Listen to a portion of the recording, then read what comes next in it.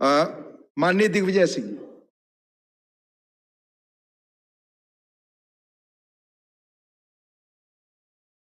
सभापति महोदय, बहुत बहुत धन्यवाद। राष्ट्रपति जी के अभिभाषण के धन्यवाद प्रस्ताव का मैं सशर्त समर्थन करता हूं। यदि आप हमारे संशोधनों को स्वीकार कर लेते हैं तो मुझे कोई आपत्ति नहीं होगी, लेकिन माननीय सभापति महोदय, शासन की नीतियों पर की गई कार्रवाई, वो आगे की योजना, ये इसमें उसका उल्लेख होता है। लोकतंत्र में जो पार्टी शासन में होता है उसकी विचारधारा क्या है, उसी पर शासन की नीतियां निर्भर करती है। 2014 में मोदी जी की सरकार आई, वादे किए काला धन वापस आएगा, महंगाई कम करेंगे, बेरोजगारी बढ़ेगी, 15 लाख जेब में आ जाएंगे।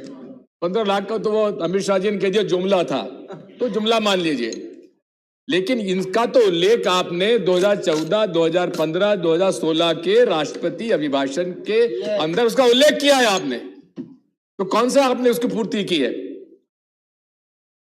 माननीय सभापति महोदय, इनकी सोशियो इकोनॉमिक पॉलिसीज क्या थी, इसका मैं उल्लेख ब्रीफली करना चाहता हूं। हमारे लीडर ऑफ अपोजिशन साहब ने बड़े विस्तार से इस बात का उल्लेख किया है। 7 साल में अमीर और गरीब की खाई बढ़ती चली गई है। अमीर अमीर होता चला गया, गरीब गरीब होता चला गया। साथ में अगर आप देखेंगे कि समाज में धर्मांधता के कारण कटुता बढ़ती चली गई। एक तरफ जहां इकोनॉमिक पॉलिसीज में आपने गरीबों के हित में कोई काम नहीं किया, वहीं समाज की समरसता और हमारी यूनिटी इन डाइवर्सिटी को आपने डिस्टर्ब किया है, जिसका मैं सप्रमाण आपके सामने प्रस्तुत करूंगा। माननीय सभापति महोदय, किसी भी शासन के टैक्स रेवेन्यूज का अगर आप उसका एग्जामिन करेंगे तो डायरेक्ट टैक्सेशन वो है जो कि टैक्स देने वाला है, दे सकने के लिए सक्षम है, उससे आप डायरेक्ट टैक्स लेते हैं, और इनडायरेक्ट टैक्स आप आम जनता से लेते हैं। मैं आपके सामने प्रस्तुत करना चाहता हूं कि 2014-15 में जितना टैक्स कलेक्शन था उसका 55.39% डायरेक्ट टैक्स हुआ करता था।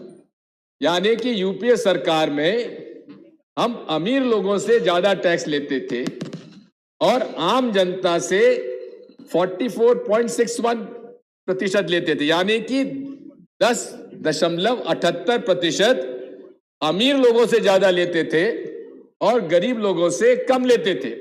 लेकिन सूट बूट की सरकार आई और सूट बूट की सरकार में 2021-22 का मैं आंकड़ा आपके तो दे रहा हूं कि डायरेक्ट टैक्स 55.39% से घटकर हो गया 46.43 और इनडायरेक्ट टैक्स बढ़ के 44.61 से बढ़कर हो गया 53.57। यानी कि अमीरों से कम टैक्स और गरीबों से, आम जनता से अधिक टैक्स। ये मूल रूप से मोदी सरकार की विचारधारा है आर्थिक नीतियों की। अनएम्प्लॉयमेंट रेट 2014 में थी 5.6% और जैसा कि केशव राव साहब ने कहा कि कोविड के पहले ही 6.3% हो चुकी थी और आज 7.55% है। यानी कि बेरोजगारी बढ़ती चली गई, उस पर का भी कोई उल्लेख नहीं किया गया। यही नहीं है, अमीर और गरीब में जो गैप 1% जो है, वो टॉप का जो पॉपुलेशन है उनके पास वेल्थ है और बॉटम 50% में बाकी वेल्थ है। सबसे ज्यादा अगर कहीं, जिसे कोजिनी कोएफिशिएंट कहते हैं, सबसे ज्यादा विश्व में जो विकसित या जो मेन 5 ग्लोबल इकोनॉमीज हैं, उनमें सबसे ज्यादा अमीर गरीब में कई फर्क है तो भारत में है। आप देखेंगे कि इनडायरेक्ट टैक्स में कैसे बढ़ोतरी की, लगातार पेट्रोल डीजल की कीमतें बढ़ाते रहे, सब्सिडी कम करते रहे और सब्सिडी भी कम करके आम आदमी पर कर के माध्यम से बढ़ाकर उन्होंने उन पर बोझा डाल दिया। अभी यदि आप देखेंगे इस बजट में 27% सब्सिडी मोदी सरकार ने कम की है। सब्सिडी किसके पास जाती थी? आम आदमी के पास जाती थी। टैक्स, कॉर्पोरेट टैक्स पर कोई फर्क नहीं पड़ा। हम तो कहते हैं कि जहां कोविड के जमाने में भी अधिक से अधिक पैसा जिन लोगों ने कमाया है, जिनकी वेल्थ में बढ़ोतरी हुई है, उन पर सुपर रिच पे टैक्स क्यों नहीं लगाते? आप वसूल करिए, लेकिन आम जनता पर आप बोझ डाल रहे हैं, आम जनता को हर चीज महंगा करके दे रहे हैं। ये आपकी नीति है। मैं ये भी कहना चाहता हूं कि अभी कल ही राहुल गांधी जी ने इस बात पर उल्लेख किया है, यूपीए सरकार में गरीबी रेखा से लगभग 23 करोड़ लोग हम लोगों ने परिवारों को दिया, और उसके बाद आपकी सरकार आने से लगभग 20 करोड़ लोग वापस गरीबी रेखा के अंदर चले गए। यानी कि गरीबों के अहित में ये सरकार काम करती रही है। किसान विरोधी भी है, जहां गरीब विरोधी है वही किसान विरोधी भी है। जैसे ही सरकार बनी, सबसे पहला कदम क्या लगाया? पहला ऑर्डिनेंस, लैंड एक्विजिशन एक्ट समाप्त किया जाए।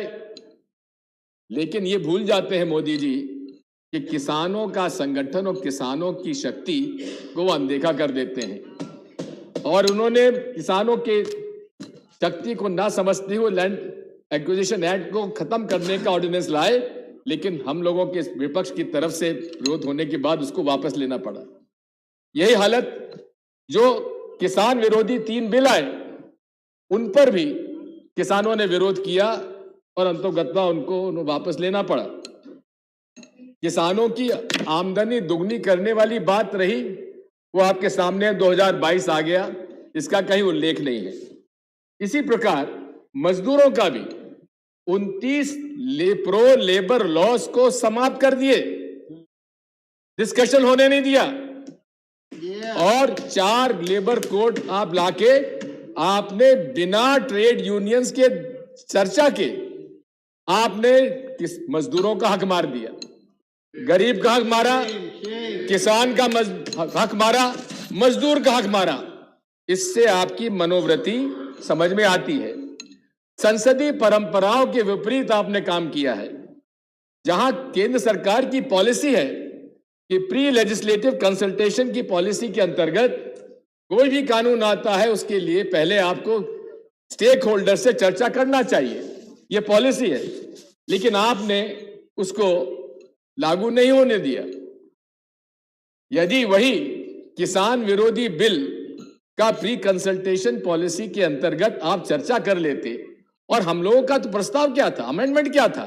अमेंडमेंट यही था कि आप सेलेक्ट कमेटी को सौंप दीजिए। हमेशा यूपीए सरकार में सेलेक्ट कमेटीज को सौंपने के हमने हमेशा कभी उसमें कोताही नहीं बरती, लेकिन आपने सेलेक्ट कमेटी को न सौंप कर आपने जिस प्रकार से उन 3 किसान विरोधी बिलों को पास कराया, ये मान्य लोकतंत्र, ये परंपराओं के विपरीत रहा है। इसलिए हम आपके साथ कहते हैं कि ये सरकार गरीब विरोधी है, अनुसूचित जाति जनजाति विरोधी है, किसान विरोधी है और मजदूर विरोधी है। सामाजिक समरसता, ये देश में जो डाइवर्सिटी है, ये किसी और देश में आपको देखने को नहीं मिलेगी। लेकिन आपका सोच और विचार शुरू से ही एक वर्ग को अराष्ट्रीय, राष्ट्रद्रोही करार करने का पूरा प्रयास आपने किया। सामाजिक कटुता बढ़ी है, धार्मिक उन्माद फैलाने के लिए प्रोत्साहन मिला है, किस प्रकार के भाषण हो रहे हैं, धर्म संसद हो रही है, हरिद्वार के अंदर धर्म संसद हुआ, पिस्तौल उठा लीजिए, जेनोसाइड के लिए कॉल किया गया। जहां माननीय प्रधानमंत्री जी किसी के उंगली में चोट हो जाती तो ट्वीट करते हैं, लेकिन ऐसे उन्माद फैलाने वाले भाषणों के खिलाफ एक शब्द नहीं बोले। ये दर्शाता है उनकी मानसिकता। मोदी जी की मानसिकता वही है जो मूल रूप से जिस संगठन से ये जुड़े हुए हैं उसकी विचारधारा है। जिस संगठन ने फूट डालो राज करो की नीति जिन्होंने ब्रिटिश हुकूमत से सीखी, वही आज फूट डालकर आज इस देश में कटुता फैलाने जा रहे हैं। इसी तरह से माननीय सभापति महोदय, इस विचारधारा, मैंने आपसे कहा था कि जो भी नीतियां बनती है, शासन कार्रवाई करती है, उसकी विचारधारा पर आधारित होती है। अब ये विचारधारा कहां से उत्पन्न होती है?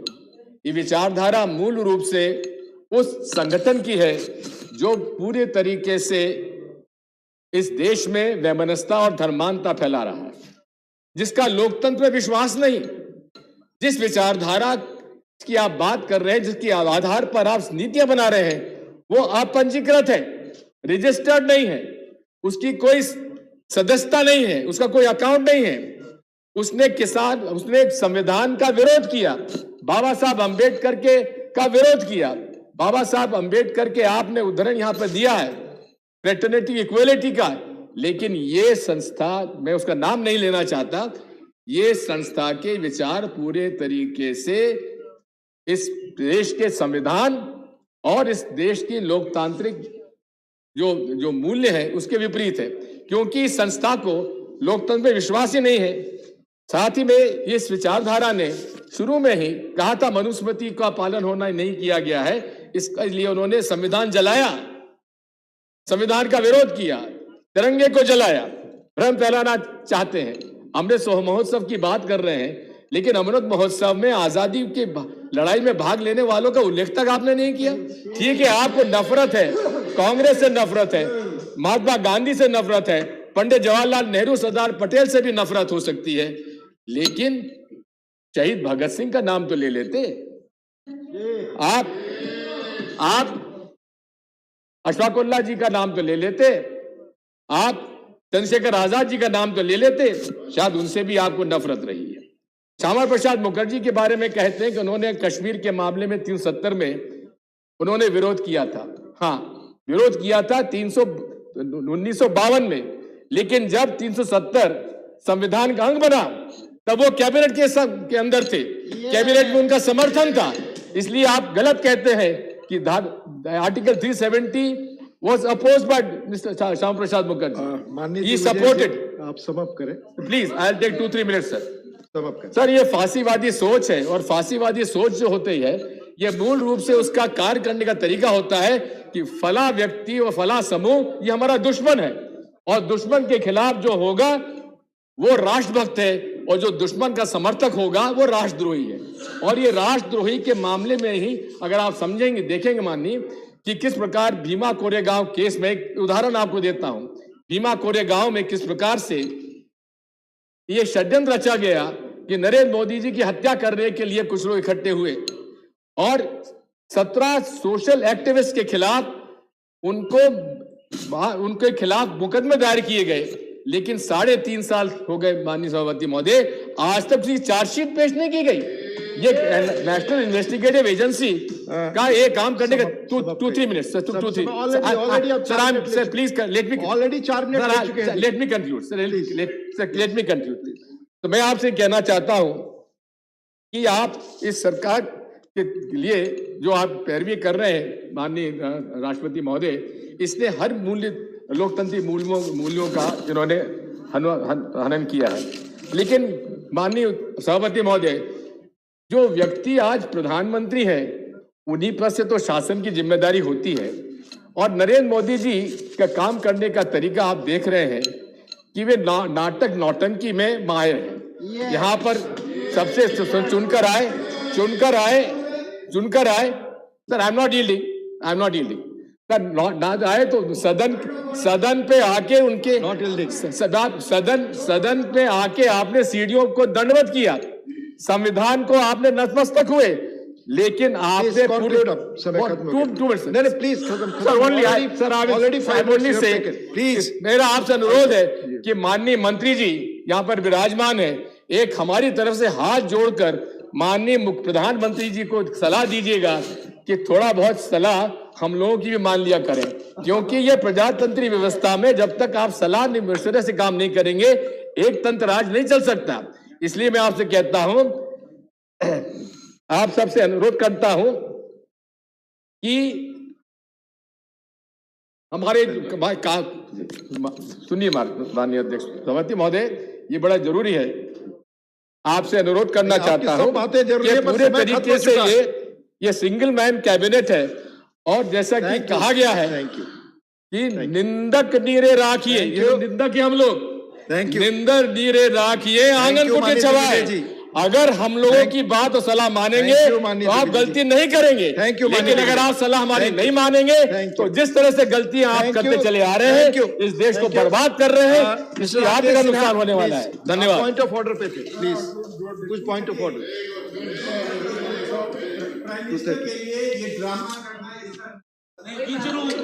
शब्दों का उपयोग करना, आप संसदीय जनता में चुनौती नहीं दे सकते हैं, आपका संसदीय जनता में विश्वास नहीं है, इसीलिए संसदीय ये आडवाणी जी ने कहा is a good event manager. अरे आडवाणी जी ने कहा, मैंने नहीं कहा है। आडवाणी जी ने कहा is a good event manager, नाटक नौटंकी करते हैं। राकेश जी बैठिए please, it will be examined please. माननीय कामाख्या प्रसाद तासा जी।